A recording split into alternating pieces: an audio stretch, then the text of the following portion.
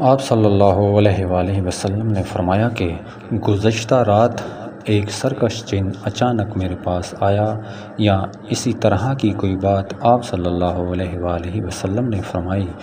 وہ میری نماز میں خلل ڈالنا چاہتا تھا، لیکن خداوند تعالیٰ نے مجھے اس پر قابو دے دیا، اور میں نے سوچا کہ مسجد کے کسی ستون کے ساتھ اسے باندھ دوں تاکہ صبح کو تم سب بھی اسے دیکھو۔